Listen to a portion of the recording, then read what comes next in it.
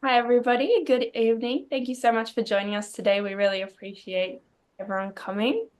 I'm going to introduce our lovely Hansen Collection and our PACE program.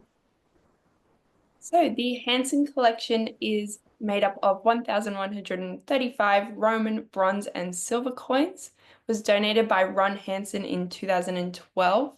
It begins with mid-3rd century Antoniniani and finishes in the 5th century with the bronze coinage of Anastasius. The Hansen Collection was initially catalogued by myself and Charlotte as a personal interest project, but we've opened it up this year. The coins were previously identified by Ted Nixon. So the cataloging process for us involves verifying the details with the online version of the Roman Imperial coinage, which is the online coins of the Roman Empire, and inputting the data into the EMU database. The current cataloging program is open to student volunteers and participants of the university's Professional and Community Engagement program, which we'll call PACE. The PACE program consists of an internship at a partnering institution where the students are required to complete 75 hours at the institution. The volunteers, we have about 21 people working on this project at the moment. At the beginning of this semester, we formalized our cataloging process into written resources. So firstly, we created a step-by-step guide to cataloging the Hansen coins with EMU, which is on our left. This involves the basics of how to use EMU and more specific features for this collection. We then ran small group tutorials on numismatic concepts pertinent to the Hansen collection and carefully guided students through the use of EMU, adapting our instructions to their previous knowledge of museum databases. This ran alongside Ken's introductory seminars to numismatics in general. As our PACE students were all first-time users of the database, students were initially paired up. This encouraged open collaboration and minimized the risk of any small errors occurring whilst they became more comfortable with the coins and observing the database. The records were regularly checked by us in the beginning, but as they became more comfortable, we encouraged them to check each other's work. The other major resource on the screen here was an accessible glossary of numismatic and historic terminology. When encountering unknown terminology, portraits, issuers, or iconography, students were encouraged to perform extra research and add information to this glossary. The glossary is accessible to all students and allowed everyone to expand their knowledge whilst also enriching our catalogue entries. Throughout the cataloging process, we frequently go back to this glossary as well. As part of the program, we also facilitated tailored seminars by academics with existing involvement in ACANS, such as Claire Rowan, Eva Agnostou, and Charlotte Mann. This allowed students to learn more about numismatics with knowledge relating to the Hansen collection, but also coinage outside of our period and our collection. These seminars generated further knowledge of the collection and inspired broader numismatic research. Moreover, it prompted students to consider their future career paths, especially as most of our participants were in their final year of undergraduate study. Within the same remit of creating accessible long-term internal resources, PACE students were also given the opportunity to embark on a personal research project. Armed with the numismatic know-how that cataloging develops, PACE students selected a coin or a series of coins from ACANS collection and created a research output, either academic or publicly oriented. One of our exceptions to this was our lovely Sammy, who is here today, who chose instead to create a video on all of the back-end processes that allowed the collection to be published on the university's collections portal, in line with her professional interests. You'll hear more from Sammy later today. At the end of the semester, we held a little showcase, which we've got some photos from here. The students were invited to share what they had researched with their peers. This was a super enjoyable occasion where we celebrated the achievements of the students and learnt about a vast array of subjects from the Emperors Maximian and Postumus all the way to Queen Zabel of Armenia. Now, we're going to go through a few of the benefits of this program. So the Hansen program had a number of benefits for participating students. The students were able to gain hands-on experience with museum objects, an advantage which some students have expressed missing out on throughout their undergraduate degree. They're also able to develop transferable professional skills, such as experience in the use of collections management database EMU, which is used in local and international professional institutions. These cataloging skills may be used by students in their early careers in roles such as a curatorial assistant or a registrar.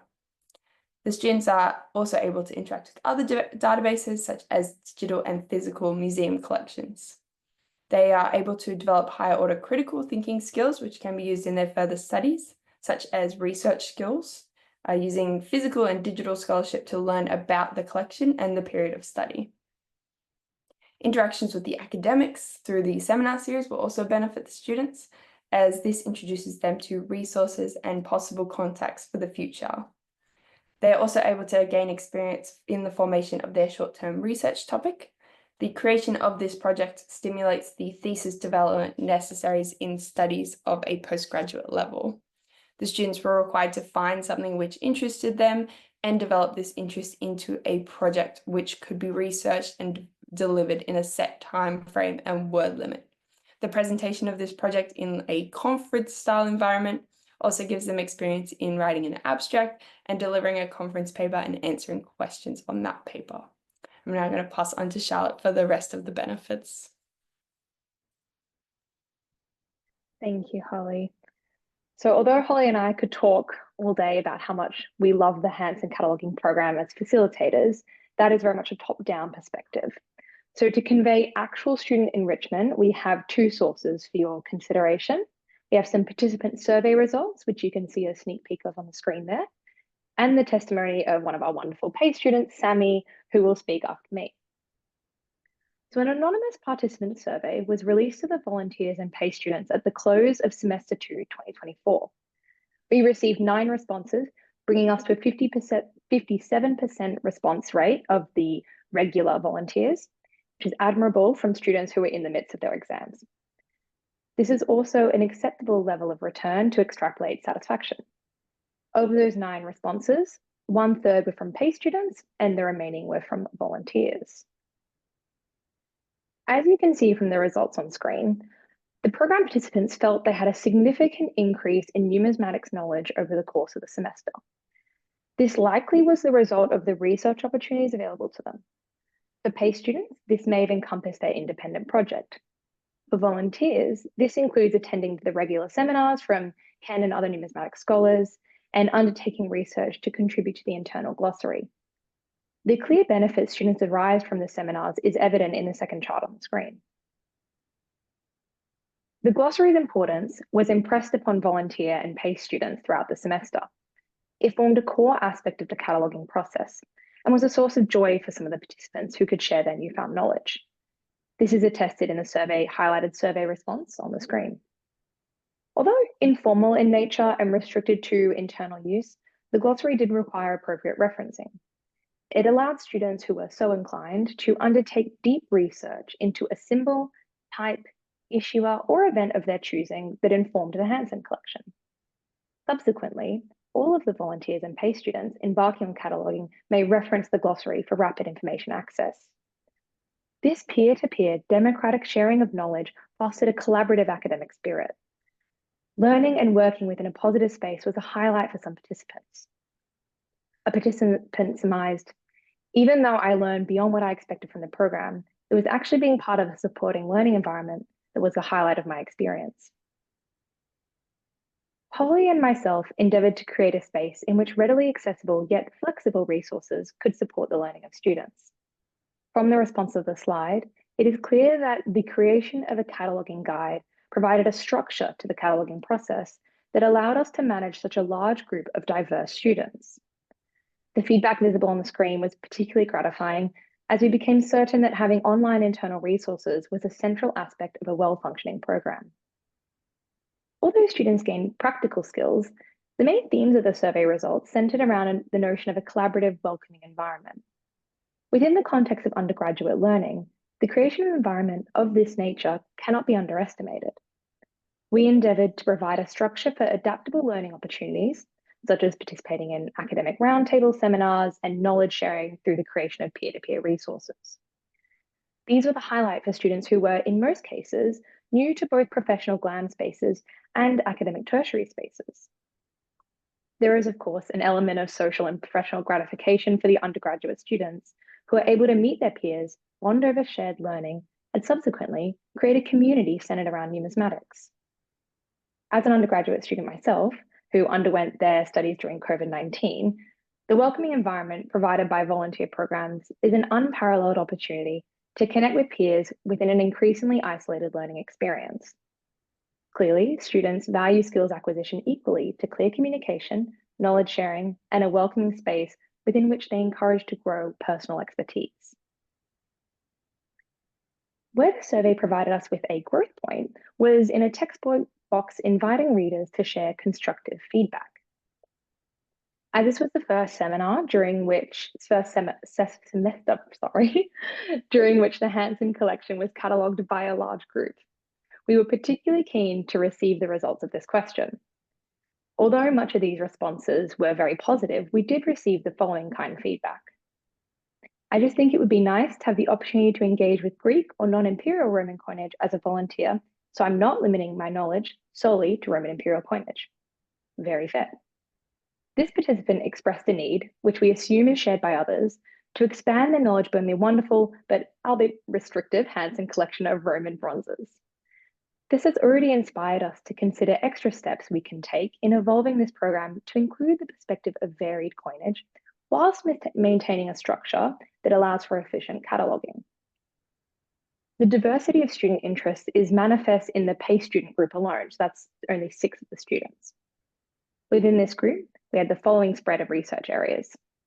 Number 1, collections management practices, as manifest in the ACANS collection. Number 2, analysis of a silver tram from Cilician Armenia of King Hetum and Queen Isabel. Number 3, a timeline of 3rd century CE coinage of Maximian. Number 4, an overview of the coinage of the goddess Concordia. Number 5, categorizing the 3rd century CE coinage of Postumus, a Gallic emperor.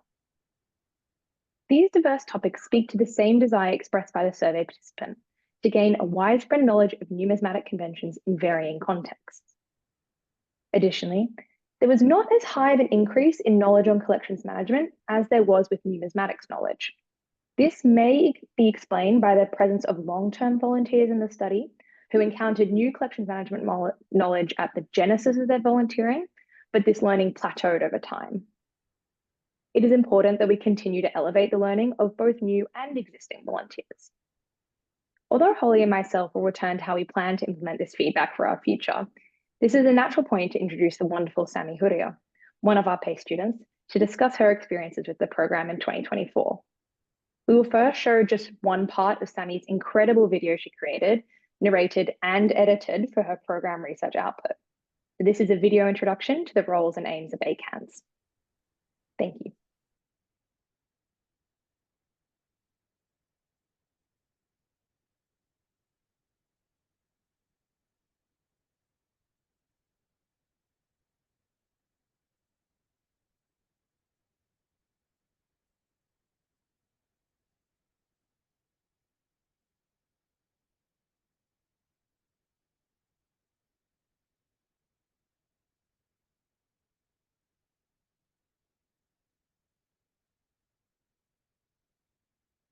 Every coin within a collection has a story to tell.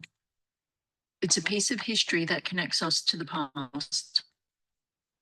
Numismatic study provides a unique lens through which we can engage with history, encouraging learning about historical figures, society, culture, economics, art, and technology. Ancient coins are truly remarkable for the wealth of information that they contain. As both material objects and texts, they convey messages, giving us the titles and portrait of the issuing authority. They can be explicit and implicit in their design, and often speak through the iconography. They offer valuable information about the historical and ideological context of its origin, sharing with us a glimpse of the world surrounding its historical figure. With their text-object relationship and ideological aspect, coins serve as invaluable primary sources, filling the gaps of information where literature or archaeological record no longer survives. So how do we engage with these intriguing objects?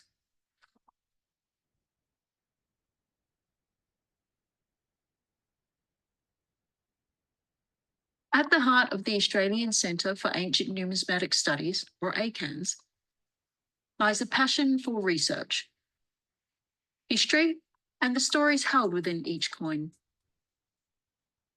ACANS was created with the vision and dedication of Dr. William L. Gale and his wife, Janet. Throughout the years, ACANS has evolved and established a reputation as an international centre of excellence in the study of ancient numismatics. With over 6,500 ancient coins from Greece, Rome, the Levant, and across antiquity, the collections at ACANS is one of the largest at any university in the world.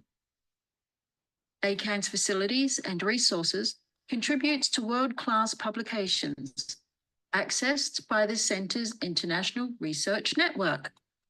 The Centre also provides a number of opportunities for funding, research projects, publications, research seminars and lectures, fellowships and awards, internships, and volunteer programs for students. But where does this exploration of research and information truly begin?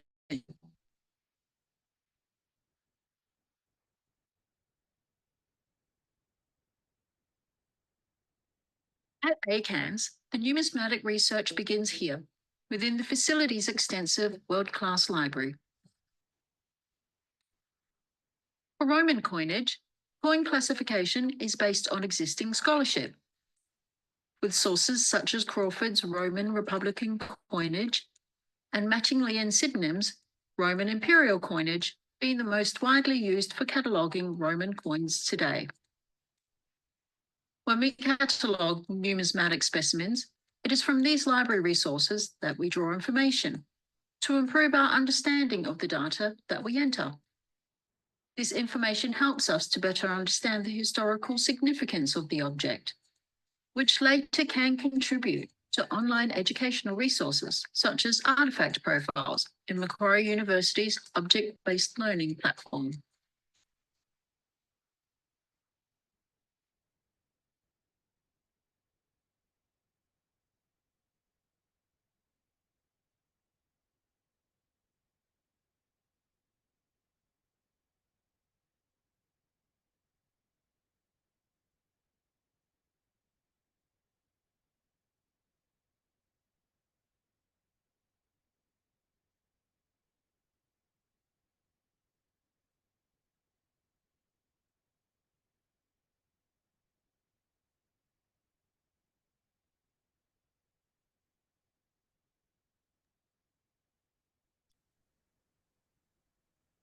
Good evening, everyone. I would like to take this opportunity to thank Ken, Charlotte, and Holly for the opportunity to speak tonight. It has been a wonderful experience, and I truly appreciate your guidance and support, as well as your trust in allowing me to explore areas of research during my PACE activity at ACANS this session. Good evening, everyone. My name is Sammy Huirua, and I have the pleasure to speak to you about my PACE experience at ACANS. First and foremost, my PACE experience has been a transformative one. The internship has allowed me to develop hands-on skills in collections and database management, along with a deeper understanding of object-based learning and its educational impact. During my placement, I quickly understood the importance that research and accurate cataloguing can have for the Centre's numismatic collections. This led me to explore the process of collections management and the way in which ACANS encourages the use and access of their collections.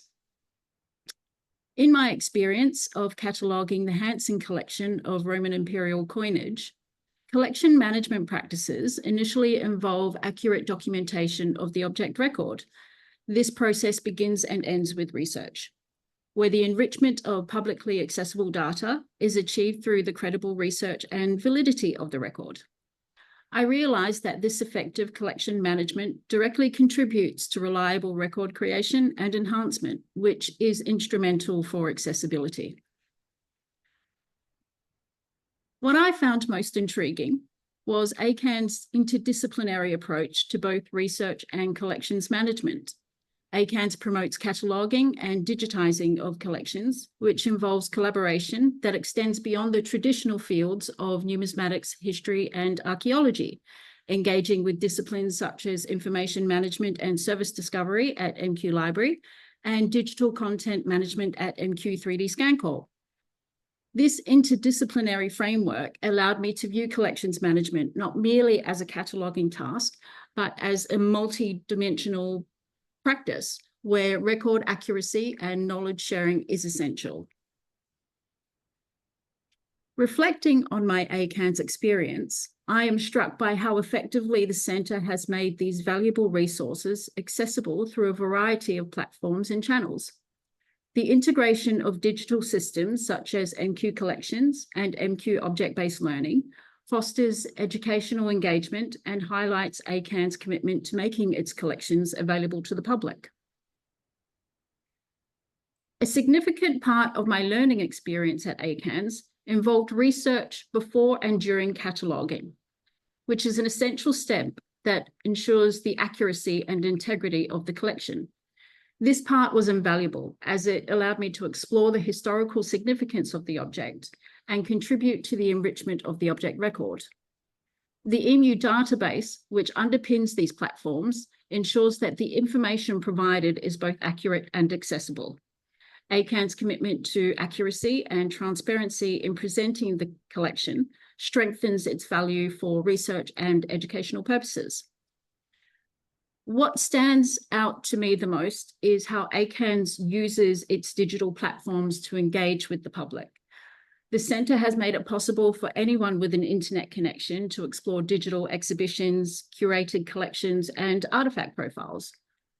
Through hands-on learning, we as students gained essential skills in object handling and artifact interpretation, skills that are vital for museum roles focused on education and preservation. PACE seminars conducted by Ken Sheedy emphasised the importance of using numismatics objects to enrich education and contribute to broader fields of numismatic research. They are, as Ken described in our final PACE seminar, educational tools and teaching aids. ACANS' dedication to teaching with authentic artefacts provided me with first-hand experience in object-based learning. Handling coins and exploring their historical context brought ancient history to life. For me, connected theory with practical real-world applications. Working hands-on with ACANS' numismatic collections provided me with invaluable practical experience in object handling, allowing me to develop essential skills for preserving and managing historical artifacts. I gained practical experience with the EMU database and cataloguing protocols, which strengthened my understanding of collections management and the critical role of accurate record creation and data management. Throughout my internship, I successfully achieved learning outcomes for AHIS 3005, Cultural Heritage and Public History. I articulated knowledge of cultural heritage management by recognising the value of using objects as educational tools and fostering public engagement through object-based learning.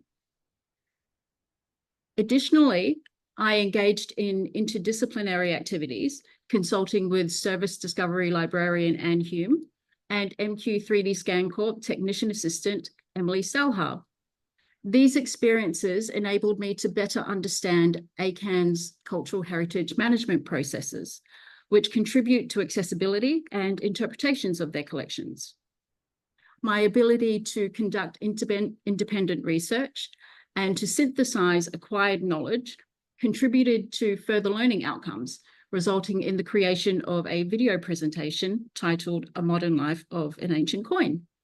This project required me to explore ACANS cataloguing processes and integrate insights gained during my internship with broader principles of cultural heritage management. By combining technical knowledge with creative storytelling, I effectively conveyed the value of ACANS collections to a wider audience, reinforcing the Centre's educational potential within the context of cultural heritage management. My experience at ACANS has been a defining one. My internship has provided me with a comprehensive foundation in key museum practices. I developed valuable skills in cataloguing and object handling and gained valuable insight into the educational potential of working with historical objects and audience engagement. These acquired skills are highly transferable to a variety of roles within the museum sector, where they are critical for the effective management and preservation of collections. So to conclude, my hands-on experience in cataloguing, object handling, and working with EMU has not only refined my technical skills, but also deepened my understanding of the complex and multifaceted nature of collections management. I have developed a solid understanding of cataloguing and digitization practices that is essential in today's museums, where technology plays a vital role in increasing accessibility and enhancing educational outreach. These core competencies are integral to maintaining the integrity and functionality of museum collections across all areas of operation. Through this experience, I have gained the practical skills that I need to make meaningful contributions to cultural institutions. This preparation allows me to approach future roles and study with confidence, as I'm ready to apply my knowledge and skills that I acquired at ACANS to careers and future studies in museum, heritage, and related fields. If you had have asked me this time last year about my plans after university, I wouldn't have been as certain as I am now. In fact, at the start of this session, I wasn't even sure what direction I wanted to pursue. Completing this PACE activity has a lasting impact and confirmed three things. One, I really love working with objects. Two, I really love learning about the significance of objects. And three, which is new and fast becoming a favorite, working with systems and processes in collections management. So I would encourage volunteers and students interested in PACE at ACANS to explore the many opportunities the Centre offers, including the chance to collaborate across various areas of collections and cultural heritage management. For those who are undecided, this experience can open new opportunities while making a significant contribution to your overall professional development. Thank you all for your time and engagement today.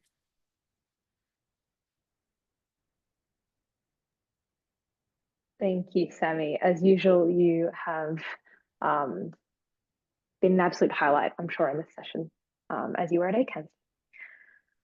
So I thought we'd head towards a conclusion today by talking about the future of the program. Off the back of a successful pilot seminar, Cataloguing the Hansen Collection, we are looking to the future. We aim to build upon the calendar events, namely the academic lectures. After feedback that these seminars were a highlight for students and that students were excited to learn about a variety of coins, we endeavour to expand the breadth of our academic seminars to include a diversity of perspectives. One such perspective could be informed by GLAM professionals on the back of house procedures that go into object activation, for example. To achieve the same aim, we hope to facilitate visits to various institutions that have distinct collections from that which the students are already familiar with at ACANS. This may be accelerated by ACANS' existing relationship to Macquarie University and its library and museum collections, as well as facilities like MQ Scan Corp, which Sammy already mentioned. Moreover, we may endeavour to improve upon our existing resources. The glossary currently has a solely internal function, but could potentially be adapted to a public-facing, student-oriented resource. This may be modelled off the existing City of Rome blog, which is overseen by Professor Ray Lawrence from Macquarie University. Contributions to this blog have previously been a part of PACE internships. This would allow the resource to function with a higher level of professionalism, creativity, depth of research, and broader accessibility. Perhaps it would invite undergraduate students without the means to volunteer or who are not undertaking PACE to access numismatic information at a peer-to-peer level. We also see value in expanding the nature of the projects at ACANS. For example, we could implement an object-based learning approach to encourage participants to view the coins beyond their numismatic narrative, but see them as agents through their materiality and tactility. This idea has been inspired by the work of Jessica McKenzie from Macquarie University, who in semester 1 of 2024 invited ACANS PACE students to create secondary level educational resources based on individual coins. For example, an object-based learning lesson plan was developed around a Corinthian silver stater. Although we cannot replicate this work without significant resourcing, this activity prompts us to consider how we can activate coinage for public comprehension, for example, in curriculum design or curation. Running workshops where students can grasp the basics of this field would enrich the learning of the students and prompt them to consider their careers after their undergraduate studies. It is ultimately a credit to the enthusiasm and very hard work of all of the volunteers and PACE students this semester that has motivated us to consider the future of this program. We hope that the program can continue to grow in capacity and depth of learning to best support the undergraduate students that are at its core. Amazing. I've got a couple of interesting coins here just for us to look at. This one on the left is a beautiful silver washed coin, which shows how our collection started with bronze coins that are kind of pretending to be silver coins. And then the one on the right is a much later coin. It is a bronze coin. You can see it's been overstruck at least 3 times. This is just some of the things that we were working on with our Hansen collection, some of the more curly coins, as we like to call them. But yes, the program this semester has been an overall success, and we hope that it will continue in the future. We've been pleased by the amount of passion shown by PACE students and volunteers, and by how much positive feedback we've had about the program as well. Many students have expressed the desire to be more involved, especially with the program, especially with hands-on experiences, and ACANS has created an opportunity for them to do so. It has been very rewarding to be able to share the Hansen collection, but also learning from the students about their own areas of interest as well. I spent a couple of days researching Armenian coins after our end of semester showcase. The feedback we've received about the resources we have created has also been especially promising, as these materials can be continued to be used next year and on into the future as well.